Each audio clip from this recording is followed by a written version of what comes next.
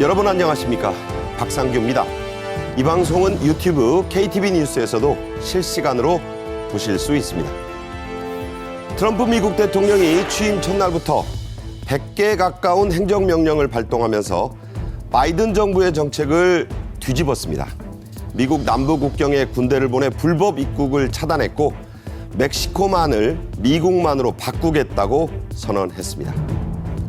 북한의 김정은이 러시아로 파병한 북한 병사들에게 용기 100배에 싸우라고 격려하는 편지가 입수됐습니다. 어떤 내용인지 자세히 전해드리겠습니다. 외가 쪽 친척 장례에는 휴가를 거의 주지 않는 등 남성 중심의 장례 문화가 여전하고 설 연휴를 쉬는 기업들 간에는 양극화가 매우 심한 것으로 나타났습니다. 김열수 한국군사문제연구원 안보전략실장, 최양호 기업정책연구원장과 함께 말씀 나누겠습니다. 안녕하세요. 네, 안녕하세요. 네. 도널드 트럼프 미국 대통령은 현지 시간 20일 미국 의사당의 로툰다 홀에서 열린 제47대 미국 대통령 취임식에서 30여 분간 취임 연설을 했는데요. 먼저 주요 내용을 들어보시죠. Ladies and gentlemen, the President-elect of the United States, the Honorable Donald John Trump.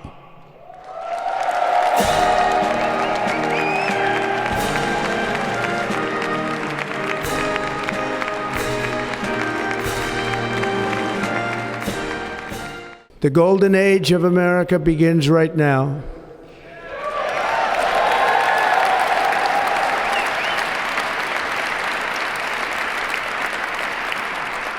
From this day forward, our country will flourish and be respected again all over the world. We will be the envy of every nation, and we will not allow ourselves to be taken advantage of any longer. During every single day of the Trump administration, I will very simply put America first. Today, I will sign a series of historic executive orders. With these actions, we will begin the complete restoration of America and the revolution of common sense. 예고한 대로 트럼프 대통령은 여러 행정명령에 서명을 하면서 직무를 시작했는데 맨 먼저 선포한 게 이른바 국경 비상사태입니다. 군대를 미국 남부 국경으로 보내겠다고 했죠? 네, 어제 이제 그 취임사에서 가장 먼저 얘기한 부분이 바로 이것이라고 볼 수 있는데, 트럼프 대통령이 이렇게 얘기를 하죠. 외국 국경을 방어하는 데는 그렇게 많은 돈을 쓰는데 네. 미국의 국경을 방어하고 미국 국민들을 보호하고 안전을 지키는 데는 왜 그렇게 돈을 쓰지 않느냐. 네. 그래서 나는 당장 이 남부 지역에 군대를 파견하겠다 이렇게 얘기를 하면서 남부 국경에 대한 국가 비상사태를 선포를 해요. 네. 그래서 이제 핵심은 크게 네 가지인데, 하나는 불법 입국자 즉각 중단하겠다라고 하는 거고, 두 번째는 수백만 명에 넘치는 그 불법 이민자 바로 돌려보내겠다라고 하는 거고, 세 번째는 멕시코에 체류하는 그 정책을 다시 시행을 하겠다라고 하는 거고, 마지막으로는 이게 잡았다가 풀어주는 그 관행은 이제 없애겠다라고 하면서 당장 어제 바로 효과가 나타난 것이 네. BCP라고 하는 그런 앱이 있거든요. 그게 네. 뭐냐면 거기에 불법 입국자들이 사실상 미국으로 들어가기 위해서 입국 심사를 기다릴 때 너무 오랜 시간이 기다리니까 네네. 그걸 이제 그 국경 부근에 와가지고 이 앱을 통해서 미리 신청을 하면 한 3개월에서 6개월 정도 심사 과정을 거쳐가지고 좀 쉽게 입국이 될 수 있는 하는 그런 제도인데 네. 이거 자체를 바로 차단해버렸어요. 그게 이제 작동을 안 하는군요. 그렇죠. 네. 자, 그런 획기적인 조치를 취했고요.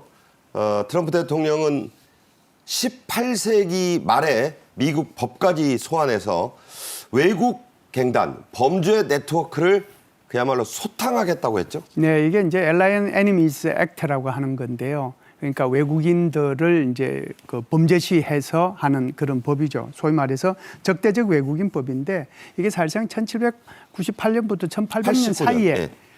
아닙니다. 1798년부터 1800년 사이에 뭐가 있었느냐 하면은 미국하고 프랑스 사이에 콰시워라고 해서 좀 유사 전쟁, 소위 예. 말해서 이제 해양에서 계속해서 중전쟁을 했군요. 그렇죠. 그 네. 전쟁을 할 때 그러면은 이제 미국에서 뭐라고 얘기를 했냐면은 결국은 이제 프랑스 혁명에 관계되는 거잖아요. 그 혁명 정부에 이렇게 동조하거나 그렇지 않으면은 미국의 반대파를 이렇게 이게 뭐라고 할까요? 그 통제하기 위해서 만든 법이 바로 적대적 외국인법인데 이게 적용된 게 있어요. 1941년도에 그 일본이 미국에 대해서 공격을 했지 않습니까?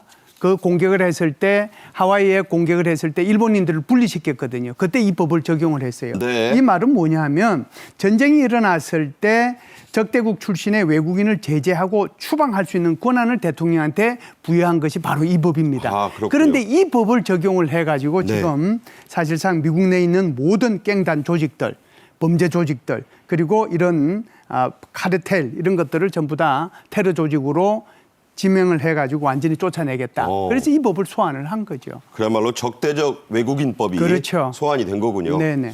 자, 트럼프 대통령의 이런 단호하고 또 강력한 불법 이민자 추방 정책에는 장점, 단점, 명암이 있죠. 그렇죠. 지금 뭐 저렴한 노동력이 굉장히 많이 들어와 있는 부분들이 되니까 사실 그렇다면은 이 저소득층에서는 자기네 임금이 올라와야 되는데 뭐 불법 이민자들이 와서 싼 가격에 노동력을 제공하니까 그것이 사실 요번에 투표로 나타난 겁니다. 네. 그래서 흑인과 히스패닉계가 왜 민주당을 안 찍었느냐. 이민자들이 들어와서 자기네들이 일자리를 뺏었거든요. 그러니까요. 그런 것들을 보면서 하니까 이거는 민주당에 대한 어떤 반대적인 입장보다도 국민의 얘기를 지금 하고 있는 거거든요. 그러니까 저런 모습이 이제 싹 앞으로 사라지겠네요. 네, 그렇죠. 그리고 지금 여기에 무슨 부사고가 앞에 있냐면 역사적인 속도와 힘으로 이걸 추진하겠다 이런 거예요. 네. 그러니까 지금 바이든 대통령이 100만 명 불법 이민자를 좀 사면을 해줬거든요. 그 사람들에 대해서 정면적으로 어떤 조치가 나올 건가가 지금 궁금해지고요. 그러니까 바이든은 이른바 퇴임 전에 못을 좀 박아놨는데 네. 그것도 뽑을 수 있겠네요. 뽑을 수 있는 거죠. 따라서 이 부분들은 사실 미국 내의 기존의 히스패닉과 흑인들은 싫어하는 부분이고 앞으로 막아놓으니까 자기들의 어떤 보장이 되는 그런 부분들에 대해서는 지금 뭐 굉장히 박수를 보내고 있다고 보여집니다. 네. 트럼프 대통령은 경제 정책 면에서도 지금도 그렇지만 앞으로도 단호한 조치들을 이제 내놓을 방침인데 첫날에도 에너지 정책이 아주 획기적으로 바뀔 것 그렇죠. 같죠? 네, 지금 트럼프 대통령이 내놓은 경제 정책은 크게 보면 세 가지입니다. 하나는 인플레이션을 네. 잡겠다라고 하는 건데 그러면서도 이제 바이든 전 정부를 이제 두들겨 패는 데는 아주 이제 아주 그냥 그 극단적인 용어까지 써가면서 했는데 그게 뭐냐면은 결국은 지난 정부가 대규모 과잉 지출을 했기 때문에 네. 이게 이런 인플레이션이 생겼다는 게 첫 번째예요. 두 번째는 이제 에너지 패권국을 향해서 나아가겠다. 그래서 미국이라고 하는 나라가 사실상 전 세계에서 가장 많이 석유하고 가스 가지고 있는데 왜 이걸 가지고 안 쓰고 여기에 대해서 계속 통제를 했느냐. 네. 그래서 이거 이제 앞으로는 통제 안 하겠다. 그래서 오히려 그린 뉴딜 정책 이거 없애겠다라고 하는 거고 전기차 의무화 이거 나 철회하겠다. 그러면서 오히려 석유를 시추하겠다. 그렇게 함으로써 내연기관에 종사하는 미국의 노동자들을 내가 보호하겠다. 이게 이제 핵심이죠. 그러니까 유세 때 그 유명한 드릴, 베이비 드릴. 그렇죠. 바로 그러니까 막 그거죠. 팔아 이거 아닙니까? 그렇죠. 석유를. 네. 네네. 그리고 이제 세 번째는 바로 관세하고 세금을 부과해서 미국 국민을 부유하게 만들겠다. 이게 크게 세 가지 경제 정책이 나왔다. 이렇게 볼 수가 있죠. 네, 이 취임식을 열리는 연단 뒤쪽에 바이든 대통령이 앉아 있었는데 아주 심각한 표정으로 턱을 괴고 경청을 했어요. 한 번 딱 일어나서 기립박수 쳤는데 특히 이 에너지 정책 바이든 대통령을 앞에 놓고 조목조목 뒤집고 비난을 하니까 아주 표정이 굳어졌다는 CNN을 보니까 그 표정이 잡혔더군요. 자, 예고됐던 대외 수입청의 신설도 발표됐습니다. 하지만 보편적 관세를 당장 시행하겠다는 얘기는 안 해서 환율은 좀 안정이 됐어요. 안정됐어요. 뭐 5원 이상이 좀 내려갔고. 근데 이 관세에 대해서 지금 전 세계가 지금 주목을 하고 있거든요. 그럼 이것을 어떻게 탄탄하게 하는데 지금 뭐 국토효율부 이제 일론 머스크가 맡고 있는 거기서 왜 우리 정부를 이 효율적으로 만들어야 되는데 이거는 재무국에서 해야 될 거를 왜 이리로 떠서 다시 만드냐 등등 내부적인 얘기가 있고요.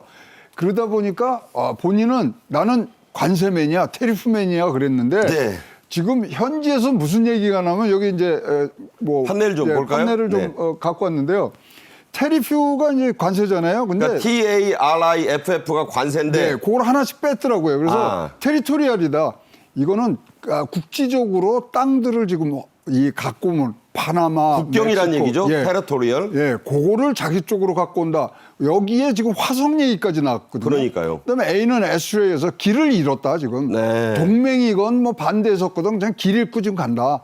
근데 이 테리프의 결과로는 리세션과 인플레이션이 올 것이다. 한마디로 이제 경기 침체와 인플레가 온다. 네, 그래서 지금 뭐 적대적이고 굉장히 4는 이제 에너미와 같은 뜻이니까. 그렇죠. 예, 그리고 굉장히 이 가혹하다. 판을 가혹하게. 예, 마지막 F는 fierce. 그렇죠. 굉장히 가혹하다. 그래서 트럼프가 자기가 관세맨이라는데 이런 뜻으로 지금 하고 있다는 그런 지금 뭐 해석들을 지금 하고 있는 부분들이 있고요. 옆에 사진 보시면은 저게 47대 대통령의 공식 사진입니다. 네. 굉장히 무섭게 나왔어요. 일부러 저렇게 찍은 것 같아요. 저거 이제 머그샷 때의 그 이미지로 노려보는 이미지를 썼잖아요. 그렇습니다. 근데 저게 이제 47대 대통령 4년 동안에 트럼프 대통령이 어디 나가서 연설하고 그러면 저게 나오는 겁니다. 그러니까 일대 때는 네. 이를 드러나 보이게 치즈하면서 웃는 그렇죠. 사진이었는데 지금 2기 때는 노려보는 사진이에요. 그렇습니다. 이게 그래서- 앞으로의 트럼프 2기를 예고하는 거죠. 그렇습니다. 그래서 이제 이 사진하고 요 단어들이 지금 같이 닿으면서 야, 앞으로 트럼프 2기 굉장히 힘들겠다. 국내적으로 이런 설명들을 지금 하고 있는 상황이라고 보여집니다. 네, 관세를 저렇게 또 풀어서 했습니다. 영어 어휘 공부가 좀 되겠네요. 자, 미국은 대통령 취임식이 열리는 날 자정을 기해서 전임자의 모든 것, 백악관에서 쓰는 식기, 티스푼까지 다 바꿉니다.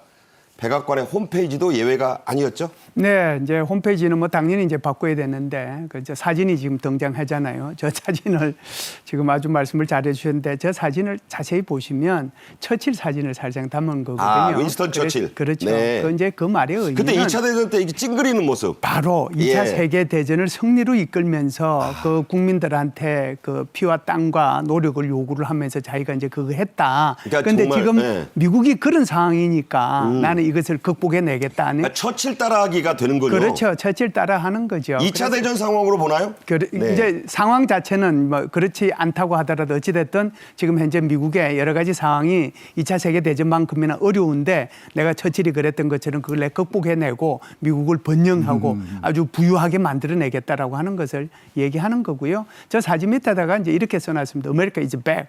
그런데 아메리카 이제 백이라고 하는 것은 누가 썼느냐면 바이든이 쓴 거거든요. 바이든이 4년 전에 저 말 썼어요. 사진만 바뀐 거예요. 그렇죠. 왜 이제 그 말을 그때는 썼냐 하면은 워낙 이제 트럼프 대통령이 각 세계하고 아메리카 언론이 된 거잖아요. 아메리카 퍼스트를 계속 강조하다 보니까.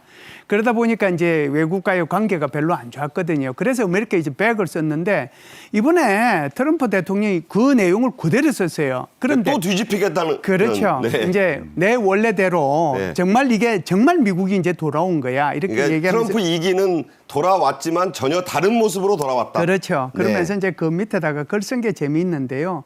숨쉬는 순간순간마다 미국을 위해서 싸우겠다. 그리고 강하고 안전하고 번영하는 미국을 만들겠다. 이렇게 이제 쓰는 거거든요. 네. 그래서 이제 그것만 보면 얼마만큼 트럼프 대통령이 미국을 위해서 그렇게 번영된 나라를 이끌고 가겠다라고 하는 그 의지를 홈페이지에다가 네. 내놨다. 이렇게 볼 수가 있죠. 탑건 주제가에 그 숨쉬는 순간마다 당신을 사랑한다는 말이 있던데 그것도 좀 생각이 납니다. 네. 트럼프 대통령이 취임 전부터 예고했던 파나마 운하와 멕시코만 얘기 어김없이 등장했죠? 어김없이 등장했는데요. 이거를 해석들을 어떻게 하냐면요. 파나마가 원래 이제 미국 거였다가 이제 지금 뭐 다시 이제 돌려준 상태인데. 얼마 전에 돌아가신 카터 때 그렇죠. 반환했죠. 근데 지금 중국이 어마무시하게 이 파나마 운하에 지금 투자를 하고 있거든요. 네. 그래서 어떻게들 해석하냐면 중국 파나마에다 투자하지 마. 파나마 그거 받지 마. 여기는 우리 앞마당인데 니는 어디 중국에서 중국화를 시키느냐. 지금 사실상 뭐 중국운하라는 말도 있어요. 예, 그것에 대한 지금 얘기를 하고 있는 거거든요. 또 그린랜드는 뭐냐면은 이 북극 항로가 되게 중요하지 않습니까? 그러니까 이게 진짜로 이 뭐 아무리 부동산 개발업자라 그래도 그 남의 나라 땅 사는 거를 이렇게 함부로 얘기하는 건 아니거든요. 이러한 복합적인 내용들로 지금 가고 있고 지금 이 전체적으로 이런 파나마나 멕시코 아까 테리토리얼도 얘기했습니다만은 왜 이러냐면 지금 화성 간다 그랬어요. 그다음에 현지에서는 스발바르제라고 거기 섬이 하나 있는데 거기가 노르웨이 땅입니다. 아, 사실 그거 살라 그러는 거 아니냐 지금 그런 얘기까지 워낙 나옵니다. 부동산에는 대가예요. 거기가 1953년대 장거리 폭격기부터 다 있었던 데거든요. 그러니까 말씀하신 대로 세계를 지금 부동산 시장으로 보고 지금 가져오는 듯한 그래서 빌드업을 하고 있는 그런 지금 뭐 모습이 보입니다. 그래서 그 부동산 문제의 행동대장이 장남 도널드 트럼프 주니어다. 맞습니다. 이런 네. 얘기 지금 나옵니다. 물론 회사 얘기하는 거 아니고요. 나라로 확장이 됐습니다.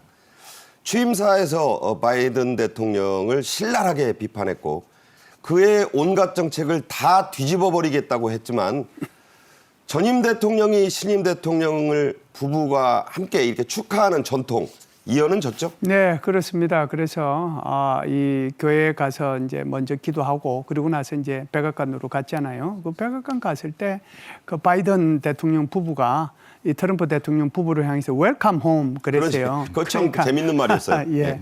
다시 집으로 온 것을 환영한다. 아, 그 저 얘기- 장면이네요. 네. 네네. 그리고 나서 이제 한 40분 정도 저 때 이제 웰컴홈 했어요. 네, 그렇습니다. 지금 저 순간에 하고 있는 거고요. 대통령 전임 후임 대통령 부부, 전임 후임 부통령 부부 이렇게 해서 8명이 한 40분 참- 정도 이렇게 차 환담을 하고요. 미국 민주주의의 아름다운 전통입니다. 저 숙적인데 또 할 건 해요. 네. 예, 그리고 나서 이제 그 캐피탈 힐로 이동할 때는 차를 리무진 차를 같이 타고 이제 이동을 했거든요. 그것도 1837년에 그 마틴 밴 뷰런부터 하던 전통이라고요. 그때부터 해왔던 전통인데 이걸 이제 지켜온 거죠. 그래서 이 바이든 대통령의 입장에서 보면 이 전통을 이제 계속 지켜왔거든요. 그런데 트럼프 대통령은 2021년도 1월 6일 날 취임식에 참석 안 했잖아요. 그 흑 역사를 다시 순 역사로, 백 역사로 바꾸는 그런 이제 일조를 바이든 대통령이 했다 이렇게 그러면 보죠. 바이든이 좀 더 그 문제에 대해서는 좀 큰 사람이 되는군요. 아, 그럼요. 네. 어쨌든 또 현직은 트럼프입니다. 또 하나의 트래디션, 이 전통도 이어졌습니다. 바로 바이든 전 대통령이 백악관을 떠나기 전에 그 유명한 오벌 오피스의 그 탁자 위에 자필로 쓴 편지를 남겨두고 가는 거예요. 이번에도 남겼죠? 네, 이번에도 남겼고요. 이거는 레이건 대통령 때부터 시작된 겁니다. 예, 앞에 거는 이제 뭐 156년 됐는데 앞에 그런 이 같이 가고 이런 거는 평화적 정권 교체가 이루어졌다는 것에 대한 징표였어요. 그러니까 그때는 레이건이 아버지 부시에게 남겼죠. 그렇죠. 그러면서 이제 하는데 지금 말씀하신 그 책상 그거를 사실 뭐냐면 결단의 책상이라는 별명이 있어요. 이른바 유명한. 예, 그래서 서랍에다 넣어놓고 가면 앉자마자 그거부터 보는 거거든요. 그래서 이제 뭐 이런 것들이 내용들은 안전해지는데 흘러나오는 걸 보면 부시가 클린턴한테 준 거는 뭐냐면 낙담하지 마라. 네 측근도 너를 욕할 수 있다. 저거 비공개됐어도요. 그렇죠. 바이든 다 나오죠. 돌아가시면 다 공개됩니다. 네. 클린턴이 부시한테 뭐라고 줬냐면 오늘이 당신의 가장 위대한 업적이 시작되는 날이다. 뭐 이런 덕담들. 참 그런 걸 보면 네. 미국 민주주의가 이런 전통 때문에 살아있구나라고 느껴요. 맞습니다. 그래서 사실 오바마가 트럼프한테 줬던 내용은 뭐였냐면 성공의 청사전이 없는 독특한 직이 시작됐습니다. 이랬거든요. 그래서 이런 전통들이 잘 지켜진다는 것은 진짜 미국이 위대한 미국으로 가고 있는데 우리 과거를 한번 다시 살펴보고 전진할 힘을 갖는 그런 모습을 볼 수 있습니다. 네.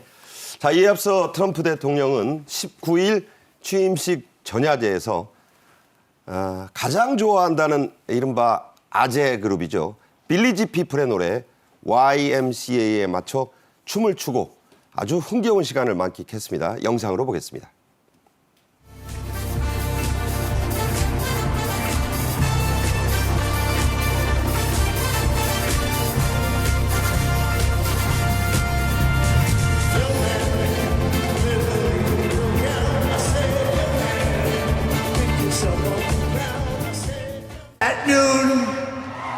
The curtain closes on 4 long years of American decline, and we begin a brand new day of American strength and prosperity, dignity and pride.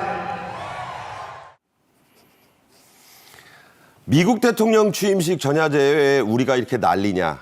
굉장히 우리하고 밀접하니까 그런 거죠.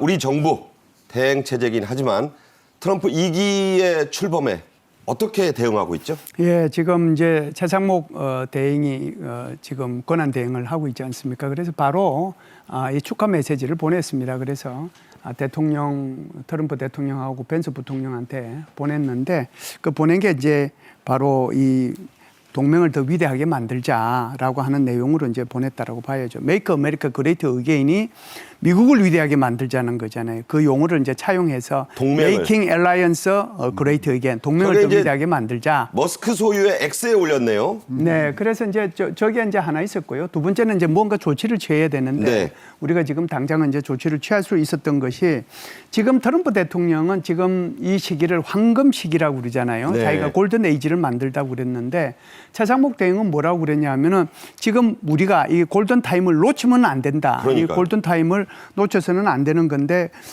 이 골든 타임을 놓치지 않기 위해서는 5개 경제부처 이 관계 국책연구기관이죠. KDI라든지 대외경제정책연구원이라든지 산업연구원들 이 사람들하고 오찬을 같이 하면서 얘기를 했는데 핵심적인 내용은 이렇습니다. 네. 지금은 여태껏까지는 공약에 트럼프 대통령 후보자의 공약에 기반해가지고 우리가 그 불확실성에 의해서 대비해 왔다라면 이제는 취임사에서 그리고 이제 이 행정명령들을 통해가지고 나타났었으니까 현실적인 정책 리스크가 뭐냐. 네. 여기에 대해서 우리가 대응을 해야 된다라고 얘기를 하거든요.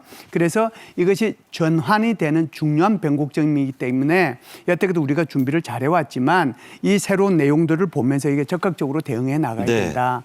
지금 아마 그 부분으로 지금 초점을 맞춰서 나가고 있는 것 같습니다. 그나마 경제부총리의 기재부 장관이 대응을 하고 있어서 경제적인 면에서는 커버가 어느 정도 좀 되고 있지 않나 그런 생각을 해봅니다. 구체적으로 어떤 분석 그리고 조언들이 이 최 대행과 국책연구기관장들 사이에 그 만남에서 나왔나요? 일단 주어진 지금 뭐 조건이 무역이 축소되는 그런 보호무역주의로 가기 때문에 그 부분에 대해서 빠르게 우리가 대처를 해야 된다 그러는데 사실 뭐 지금 현재 답이 나와 있어요. 뭐냐면 트럼프 이제 대통령이 기자들하고 만나면서 이런 얘기를 합니다. 지금 나를 보고 혼돈이란 케이아스라는 단어를 쓰는데 케이아틱. 예. 그런데 니네 진짜 케이아스가 어디서 일어나는지 봐라. 한국에 지금 일어나고 있다. 이 얘기를 했단 말이에요. 근데 사실 참모들과의 사담이었다고 했어요. 네, 뭐 그런 얘기를 합니다만 하여튼 기자들이 전했는데 사실 지금 한국 경제 전망을 하기 위해서는 정치 안정과 사법적 시스템의 정상 작동이 기본적으로 한 다음에 여기에 뭐 수출 잘하자, 뭐 환율 막자 이렇게 돼야 되는 부분들이 있어서 지금 국내 경기 하방 압력은 커집니다만은 우리가 먼저 해야 할 일은 지금 숙제는 뭔지를 우리가 다 잘 알고 있기 때문에 그 부분들이 좀 빨리 풀렸으면 하는 마음이 더 굴뚝 같습니다. 네, 이제 시작이니까 네. 이 주제는 앞으로도 저희가 시간 날 때마다 다뤄드리겠습니다. 하여튼 첫날부터 엄청나게 좀 속도를 내고 있네요. 다음 주제입니다. 북한 당국은 러시아 파병을 공식적으로 줄곧 부인하고 있죠.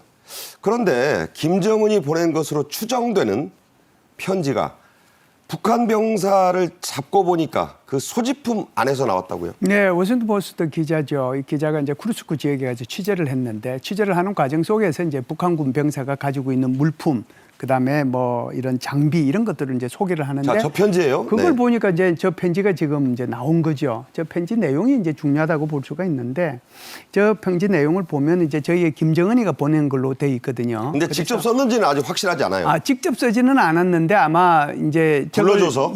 그렇죠. 그걸 이제 그 누군가가 얘기를 하니까 그걸 받아 적은 거죠. 현장 받아 지휘관이? 적어가지고 예. 그렇죠. 받아 적은 것이 병사 품에 이제 있었던 거고. 그것이 내용은 이제 맞다는 거죠? 나온 거라고. 내용은 제가 볼 때는 뭐 거의 맞는 것 같습니다. 그래서 보면은 멀리 해외 지역에서 작전 임무를 수행하고 있는 우리 장병들한테 따뜻한 새 인사 보낸다. 그리고 이제 노동당과 그다음에 그 북한의 최고 지도자로서 뜨거운 감사를 보낸다. 그러면서 모두가 건강하고 무사하게 돌아오기를 바란다. 그러면서 이제 한마디 더 합니다. 용기 백배하게 싸워라. 자, 그 말이 다 언론이 보도했어요. 예. 용기 100배. 예. 그래서 이제 이걸 보면 결국은 북한이 뭐 파병 안 했다고 얘기를 하지만 이런 것들이 계속해서 이제 북한이 파병된 증거가 속속들이 이제 드러나고 있는 거죠. 네. 뭐 증거가 나와도 부인하는 게 북한 측의 지금까지의 행태였으니까 저것도 자기가 안 썼다고 할 거예요. 하지만 이대로 가게 되면 오는 4월쯤에 가면 파병 북한군이 전멸할 수도 있다는 우크라이나 언론의 분석이 나왔어요. 예, 우크라이나 군사 전문 그 영어 하는 매체죠. 그 매체가 이제 디펜스 익스프레스라고 하는 건데 여기서 이제 한 내용을 보면 지금 북한이 일주일에 92명씩 사망한다. 그러면은 이걸 이제 한 12주로 따지면은 거의 뭐 12월 달부터 이제 투입이 됐으니까 12월 1월, 2월, 3월 되면은 다 없어지는 거고 네. 늦어도 4월 달 되면 완전히 소멸될 거다. 그렇죠. 이렇게 단순 얘기를 계산은 하는 거죠. 그렇다는 거예요. 그렇죠. 그런데 이제 예를 들어서 이제 젤렌스키 대통령이 얘기를 한 거 보면 1월 5일 날 기준으로 해서 3,800명이 희생이 됐다. 그런데 1월 9일 날 정도 되면은 4,000명이 손실 규모가 된다. 그러면은 12,000명 중에 3분의 1이 이제 없어진 거잖아요. 그렇네요. 그리고 이제 사실은 지금 이 우크라이나에서 얘기하는 디펜스 익스프레스나 또는 이제 젤렌스키 대통령이 얘기하는 것은 조금 이제 우크라이나에 좀 유리한 방향으로 이렇게 좀 분석을 하고 이것을 보도를 했다라고 저는 이제 이렇게 봅니다. 그런데 오히려 국가정보원에서 이게 발표한 내용을 우리는 좀 신뢰해야 되지 않겠느냐 이런 생각을 해요. 13일 날이죠. 국가정보원에서 이렇게 얘기합니다. 아마 사망자는 한 300명 정도가 될 거고 부상자가 2,700명 돼서 전체 규모는 한 3,000명 정도 될 거다. 3,000명이라고 하더라도 사실상 정상적으로 투입이 돼가지고 막 이제 한 달 정도 됐는데 4분의 1이 없어진 거거든요. 그러네요. 그래서 우크라이나에서 얘기하는 것들이 조금 과장이 됐다고 하더라도 국가정보원의 말을 신뢰한다라고 하면은 엄청난 손실이 발생했다 이렇게 볼 수가 있죠. 네. 최근에 트럼프 2기의 국무장관 후보자들이 북한의 핵 능력을 인정하는 듯한 발언을 해서 지금 논란이 되고 있습니다. 그래서 이른바 스몰 딜, 작은 거래가 이루어질 가능성이 커졌습니다. 이런 가운데 트럼프 대통령 취임 첫날 북한의 김정은을 언급하면서 뉴클리어 파워다 이런 말을 했고요. 굉장히 친하다 이런 얘기를 했어요. 어떻게 보십니까? 이게 이제 그 뉴클리어 파워라고 하는 거하고 뉴클리어 웨이펀 스테이트하고 이건 우선 좀 구분할 필요가 네. 있다라고 생각을 하고요. 뉴클리어 웨이펀 스테이트라고 하면은 NPT가 규정하고 있는 그 5개 국가거든요. 그래서 미국, 영국, 프랑스, 러시아, 중국 이 5나라는 핵무기를 보유할 수 있어요. 그런데 이 나라들을 규정할 때는 뉴클리어 웨이펀 스테이트라고 표현을 합니다. 네. 그런데 이제 우리가 이 인도나 파키스탄이나 이스라엘이나 이런 나라들 소위 말해서 사실상의 핵무기 보유 국가죠. 이런 나라들을 표현할 때는 뉴클리어 파워라고 표현을 하거든요. 그러니까요. 그런데 이걸 이제 뉴클리어 파워라고 북한을 지칭을 한 거예요. 헤그세스가 인사청문회를 할 때 이것을 서류로 제출했는데 서류 제출한 내용 중에 그 내용이 들어있는 거예요. 딱 한 줄 들어갔습니다. 그래서 네. 말을 하게 되면 실수는 할 수 있지만 서류는 굉장히 고민해서 쓰는 거거든요. 그렇죠. 그래서 이것이 의도적인 실수다 이렇게 볼 수도 있겠지만 오히려 이제 어떻게 보면은 이 북한과의 핵 회담을 하기 위해서 일부러 이 얘기를 하지 않았는가 그런 생각을 할 수가 있죠. 네. 트럼프 대통령이 김정은에 대해서 한 얘기는 내일 이 시간에 또 자세히 분석해 드리겠습니다. 김열수 실장님과는 여기서 인사드리겠습니다. 고맙습니다. 예, 감사합니다. 세월이 참 흘러가면서 가족의 형태는 지금 참 다양해졌죠. 하지만 장례 문화는 여전히 남자 중심입니다. 또 이번 설 연휴 쉬는데도 기업들 간의 양극화가 매우 심하다고 하는데요. 먼저 영상으로 보겠습니다.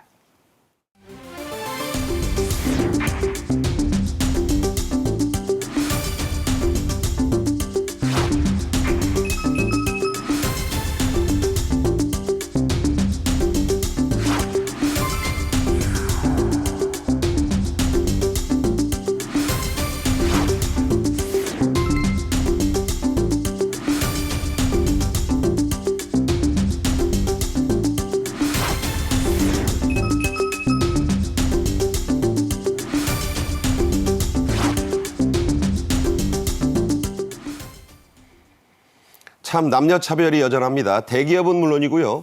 공무원 규정에도 여성 친인척 그리고 어머니 쪽 인척, 다시 말해 외가에는 장례 휴가가 거의 없어요. 아니 우리나라 호주제가 지금 뭐 없어진 지가 얼마나 됐는데 아직도 이런 문화가 있다는 게 저 놀랍고요. 지금 보면은 직접 상주가 아닌 경우에는 이러한 장례 휴가나 이런 것들이 지금 보장이 안 되고 있습니다. 고모, 이모, 외삼촌은 없어요, 아예. 없어요. 그건 뭐 얘기도 못 합니다. 근데 큰아버지, 작은아버지는 2, 3일 주거든요. 2, 3일 그러니까 직계 그런 부분들이 이제 가고 있는 부분들인데 우리나라는요. 이제 호주제가 없어짐으로 인해서 뭐가 있냐면 혼인과 가족 과정에서 남녀의 성을 근거로 해서 차별을 두면 안 되거든요. 그렇죠. 근데 이거는 법적으로 들어가는 게 아니라 회사와 그 종사자들 이런 부분들의 개인 간의 이 사적인 계약이기 때문에 이거는 회사에서 굉장히 진취적인 생각을 갖고 이걸 풀어줘야 되는데 이걸 안 풀어주고 있는 거예요. 그럼 말씀하신 대로 고모, 이모, 외삼촌상은 장례가 없습니다. 사실 백숙부나 고모, 이모, 외삼촌이 반열이 같은 거잖아요. 반열도 같고 보시면 우리 이제 애들 키워보면 고모, 이모하고 친하잖아요. 그렇죠. 예. 아니 뭐 이 저 백숙들하고 친합니까? 거기다 외삼촌들이 용돈 더 많이 주잖아요. 그런 걸로 봤을 땐 지금 가족의 구성원과 구조가 달라지고 있는데 이것을 쫓아가지 못한다는 게 저도 이건 굉장히 지금 빨리 고쳐져야 된다고 생각을 하고 있습니다. 요즘 젊은이들 잘 이해 못하는 그 속담이 하나 있잖아요. 네. 뭐 일 대충 할 때 처외삼촌 산소에 그렇습니다. 벌초하듯 한다. 근데 요새 처외삼촌하고 가깝게 지내는 분들 참 많은데 정말 옛날 속담인데 이런 게 남아 있습니다.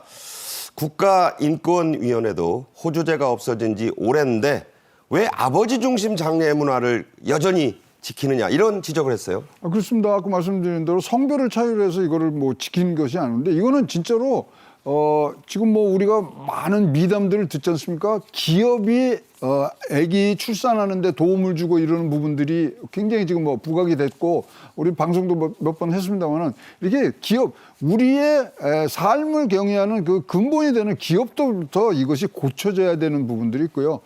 드디어 이제 가족 구성원들이 변하고 있고 애도 몇 명 안 나는 부분들이 있기 때문에 이런 관행들을 빠르게 지금 고쳐나가야 되는 부분들이 굉장히 지금 많아지고 가족 역할에 대해서도 우리가 다시 한번 돌아보는 그런 기회가 됐으면 좋겠습니다. 그러니까 많이 좋아진 게 친할머니, 할아버지와 외할머니, 외할아버지 상을 네. 똑같이 보는 거는 기업에 이제 많이 보편화됐어요. 맞습니다. 네. 예. 그나마 다행이다. 이제 좀 더 넓혀야 된다. 사실 요즘에는 부모가 아니라 친인척들, 다시 말해 고모나 이모, 그리고 뭐 외할머니, 외뭐가 친척들이 키워줘서 엄마 역할을 하는 경우 연예계에도 많죠. 많죠. 뭐 축구선수 구자철 씨 같은 경우도 뭐 부모님들이 이혼하니까 이제 고모가 이제 키워진 부분. 고모가 엄마였대요. 엄마죠. 뭐 우리 이제 요새 최근에 또 화제가 되고 있습니다만 이제 최진 씨 딸 준이 양도 이모 할머니에게 감사하는 마음을 어머니나 뭐 그러니까 마찬가지. 이모 할머니가 키웠어요. 네. 그러면 이제 박범 여기는 이제 미국에 갔을 때 또 네. 이제 이모가 뭐 키워준 부분 이게요. 핵가족 사회가 되다 보니까 우리가 진짜 한 달이 두 달이 이렇게 거지더라도 같은 피부치면 다 도와주고 키워주고 했거든요. 그러니까 여기에서는 우리가 빠르게 좀 생각의 폭을 넓혀서 여기까지 나 키워주신 분의 상가에는 내가 가서 절하고 그 마지막 가시는 길을 또 보살펴 드려야 되는 그런 의무가 있다고 생각을 합니다. 사실요, 이 요새는 개촌법이라 그래서 촌수 세는 거는 너무 복잡해요. 그러니까 당숙, 외당숙, 뭐 그럼요, 예. 재종당숙 전혀 모르거든요. 그렇습니다. 중요한 건 영어에는 다 아저씨 쪽은 엉클이고 네. 아주머니 쪽은 엔트 아닙니까? 맞습니다. 그렇게 봐야 될 것 같아요. 네. 장례 휴가는 나라에서 지정해 주는 게 아닙니다. 회사에서 임의로 규정하는 거죠. 노사 간 자율로 규정을 하는 겁니다. 따라서 이건 뭐 지금 해더라도 강제적으로 할 수 있는 부분들은 절대 아닙니다. 따라서 법정 휴가가 아니기 때문에 회사 내의 규칙, 그 취업 규칙으로 하기 때문에 이런 것들을 좀 폭넓게 저를 키워주시고 저를 이렇게 이끌어주신 분들에 대한 마지막 가는 길에 이런 불효라고 그럴 수는 없겠지만 이런 감사의 마음을 전할 수 있는 그러한 기회조차도 회사에서 제공을 못한다. 야, 이건 아닙니다. 그래서 그러니까 외할머니가 돌아가셨는데 홈페이지에 부고도 못 내게 하고 조화도 안 준다. 조화도 안 이건 주죠. 이런 기업이 있나 싶어요. 근데 대기업들은 많이 이제 뭐 이것이 진행이 돼 있습니다만은 역시 중소기업들은 이런 거를 하면은 사회 복지의 비용이 많이 들어가거든요. 그런 부분들까지 하면은 나라에서 빨리 눈치채고 이거는 도와주셔야죠. 네. 가족의 형태가 다양해진 만큼 기업들의 가족관, 가족을 어떻게 보느냐, 그리고 그에 맞춰서 어떤 혜택을 주느냐, 이것도 좀 변해야죠. 변해죠. 우리가 이제 호주제라는 게 뭐냐면 국민 신분 공증을 위한 제도였거든요. 그리고 혹자들은 이것이 일본이 식민지 때 갖고 들어왔다는 부분들도 있고요. 사실 미국과 유럽 같은 데는요, 다 개인별로 가요. 네. 그리고 일본은 부부와 미혼 자녀 이렇게 하는데 우리는 부계로 해서 그것을 어떻게 상속을 하느냐 등등이 이제 굉장히 하는데 이거는 진짜로 차별적 관행으로 지금 우리나라에 박혀 있기 때문에 개혁을 할 때 이것부터 개혁을 합니다. 지금 호주제 폐지된 게 벌써 20년이 돼가지 않습니까? 20년 돼가죠. 네. 근데 아직도 가족 구성원과 관련된 각종 법적 책임 이런 것들이 아직도 다 걷어내지를 못하고 있는데 네. 자, 기업이 이런 부분들은 좀 앞서가서 할 때 사회 전체가 한 방향으로 갈 수 있는 그런 동력을 얻을 수 있다고 보여집니다. 그러니까 이제 아버지 성 안 따르고 네. 어머니 성 따르는 게 이제는 사실 보편화돼 있어요. 네, 보편화되고 누가 뭐라 그러지는 않습니다. 옛날에는 왜 성이 바뀌었느냐 이랬지만 지금은 당연히 다 받아들이고 있고 이제 전체 가족이라는 개념들도 조금씩 바뀌고 있는 부분들을 사회적으로 수용할 때가 됐다. 이렇게 보여집니다. 네. 그리고 지금부터는 이 가족 휴가, 특히 장례 휴가 얘기를 좀 할게요. 세계적인 그 테크 기업 페이스북 8년 전부터 유급 장례 휴가를 확대했죠. 사실 몸 아픈 것만 아픈 게 아니고 그 같이 나를 키워주신 분이 떠난 거에 마음 아픈 거는 더 크지 않습니까? 그러다 보니까 여기 이제 일례로 나왔는데 샌드버그라고는 최고 운영팀 CEO죠. 거기에 이제 자기의 이 할아버지 사랑하는 사람들을 보내는 경험을 하면서 뭐라고 했냐면 내 삶이 송두리째 뺏기는 그런 경험을 했다. 이것이야말로 나의 심신을 다시 돌보기 위해서 이 소위 말하는 장래의 어떤 유급 휴가를 좀 보내달라 그랬더니 20일을 줬다는 그러니까 거예요. 직계 가족 20일, 네. 나머지는 자기가 지정하는 가족으로 해서 그래서 무조건 10일. 예. 네. 그러면 사실 자기의 마음과 몸을 추스셔서 다시 오고 그 슬픔을 같이 가시는 길까지 잘 보신 다음에 업무에 다시 복귀하는 거 그것이야말로 윈윈할 수 있는 부분들이 아닌가 이렇게 보여집니다. 네. 자, 끝으로 이 경조사에서 시가, 외가에 대한 차별을 금지하는 법안, 우리 국회에도 3번째로 발의는 됐습니다. 그런데 번번이 통과가 안 되는 이유 뭡니까? 그러니까 이제 남녀 고용 평등과 일 가정 양립 지원에 관한 법이라는 게 이제 총괄적으로 돼 있는데요. 양성 평등을 기초로 해서 나오는 법안들인데 이 부분들에 대해서 관행적으로 우리가 너무 닫힌 시야와 닫힌 마음을 갖고 있는 거 아니겠느냐 이렇게 보고요. 사실 이거는 양성을 평등에 관한 헌법이 정한 국가의 의무인데 조금 더 넓은 마음으로 갔을 때 이것들이 풀리라고 생각하고요. 이게 우선순위에 밀려서 자꾸만 넘어가는데 그러니까 이제 우선순위란 말이 참 더 서글퍼요. 이게 맞습니다. 중요하지 않다고 보는 거잖아요. 그러니까요. 그래서 이거는 색다른 눈으로 개혁의 차원에서 이거는 양성평등 꼭 가야 됩니다. 네. 자, 이제 곧 설 연휴 사실상 이번 금요일부터 시작이 됩니다. 그런데 설 연휴 휴가에 양극화가 심하다 이런 얘기가 벌써부터 나옵니다. 기업들의 경영 상황, 실적에 따라 이런 차별이 이루어진다고 하는데 일종의 빈부격차죠? 빈부격차죠. 지금 연휴 최장으로 가면은 9일 이렇게 가고 자기 거 쓰면 며칠 더 쓸 수 있는 부분들인데 이거 휴무를 보내면 중소기업 같은 건 돌려야 되는데 그러면 대체 인력이 들어간다든가 또 여기 휴가비를 줘야 되는 부분들이 가야 되는데 대기업과 이 중소기업 차이가 커요. 보면 대기업 보면은 휴무일을 7일 이상 하는 게 이제 40%가 지금 넘어가고 있는데 휴무 안 하는 중소기업은 60%. 그러니까 저게 60% 주는 게 아니라 휴무를 안 해요. 안 쉰다는 거예요. 일하는 겁니다. 그다음에 상여급도 보시면은 뭐 80%와 지금 50%의 그런 차이를 지금 두고 있기 때문에 사실 휴가를 주고 이런 것들은 뭐 중소기업한테 큰 부담으로 할 수 있기 때문에 이런 거 무슨 지금 우리가 뭐 이 국민들에게 뭐 몇만 원씩 나눠주는 것보다 이런 적소하고 필요한 곳에 우리 세금과 예산이 들어가는 것이 훨씬 더 좋고요. 이렇게 해서 중소기업이 이 하루에 부담하는 게 전체적으로 2조가 넘거든요. 네. 나라가 해야 될 일이 또 따로 있습니다. 네. 자, 참 부러운 얘기지만 일부 대기업들은요. 샌드위치로 껴있는 1월 31일 금요일까지 쉬게 해서 그야말로 길게는 9일간의 설 휴가가 지금 가능하죠? 그렇습니다. 뭐 9일간 하고 이제 뭐 다 이제 대기업들은 그렇게 하지만 그러면 우리가 거꾸로 얘기하는 중소기업들은 굉장히 줄지 않겠습니다. 그리고 제가 뭐 여기 방송 들어오기 전에 여기 근처에 식당에서 먹는데 이제 이 얘기가 주인하고 얘기를 했는데 굉장히 걱정을 하시는 거예요. 그분들은 또 하루하루 뭐 이 영업을 하셔야 되는 그렇죠. 부분들. 그래서 이것도 굉장히 지금 양극화로 되고 있고 일부 대기업의 그런 부러운 뭐 모습을 보입니다만은 조금 더 세밀하게 가는 부분들이 좀 있었으면 좋겠다는 그런 감정이 듭니다. 그래서 실태 조사를 해보니까요. 우리나라 기업의 절반은 이번 설 연휴에 평균 6일을 쉰다고요. 그렇습니다. 지금 뭐 그런 아까 일화가 있었습니다만 하루에서 하루 벌어서 하루를 지탱하시는 분들이 지금 많기 때문에 이런 부분들이 나고 특히 이제 눈에 띄는 거는 설 상여 지급하겠다가 줄었어요. 저게 더 늘어나야 되는 부분들인데. 그러니까 62.4%가 줄어든 거예요.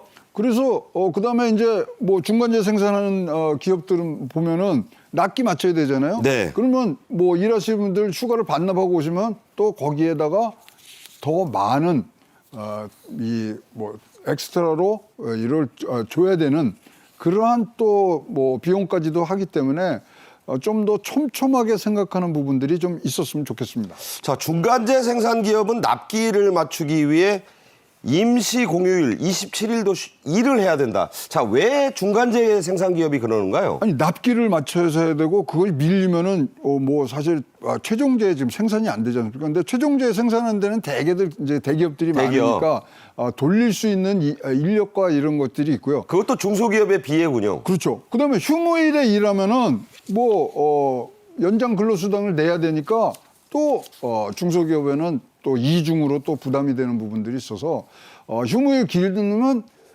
암과 명이 같이 존재하는 부분들인데 조금씩 덜어서 같이 즐길 수 있는 명절이 되었으면 좋겠습니다. 네. 이럴 때 이 직장인들은 휴가비 생각이 간절합니다. 액수가 중요한 게 아니라 주고 안 주고도 중요하죠. 그래서 정부 당국이 중소기업의 직원들에게 설 연휴 휴가비를 책정해서 지원을 한다고요? 네, 지금 뭐 한 20만 원 정도의 휴가비 지급을 이제 정부에서 주는 걸로 보이고 있고요. 이거는 어떤 이름으로 하면 근로자 휴가 지원 사업이라는 그런 큰 이름으로 지금 시행이 돼 있는데요. 요번에는 한 15만 명까지 확대를 해서 대상이 예, 대상이 지금 가고 있는 부분들이 있고요. 대개 이제 근로자 휴가 지원산이라서 문광부와 한국관광공사에서 좀 더 쉬시고 나오는 부분들로 지금 뭐 다시 생산성을 높이시는 부분들로 가는데 지난 7년 동안 한 67만 명이 이거를 혜택을 받기 때문에 올해도 거기에 상응하는 그런 뭐 모습들이 보는데요. 정부에서 지원하잖아요. 네. 그럼 그 지원비만 쓰는 게 아니에요. 대개들 보면은 한 9배 정도를 써서 우리나라가 휴무를 하루 하면은 이제 생산해서 손해 나는 게 한 2조 되고요. 네. 소비에서 득을 보는 게 한 4조 정도 돼서 조금 더 경제에는 도움이 되는 휴가들이 지금 왕왕 나타나고 있습니다. 쉬는데 마음이 불편하면 안 됩니다. 네. 그리고 쉬려면 돈이 있어야죠. 그렇습니다. 네, 정부 당국뿐만 아니라 네. 기업주분들도 네. 이럴 때 좀 베풀어야 돼요. 예. 근데요, 그렇게 돈 주잖아요. 생산성 올라갑니다. 그렇죠. 우리 직원들 근로자들은 꼭 보답하는 그런 뭐 토대들이 돼 있기 때문에 아낌없이 좀 주십시오. 네. 지금까지 최양호 소장님과 말씀 나눴습니다. 고맙습니다. 트럼프 미국 대통령은 유명한 미국 드라마 왕좌의 게임에 나오는 겨울이 온다, Winter is Coming이란 제목을 아주 좋아했습니다. 트럼프 2기의 시작은 우리에게는 딱 그 제목이 될 수 있습니다. 유비무환의 자세로 철저히 대비해야 합니다. 내일 또 뵙겠습니다. 고맙습니다.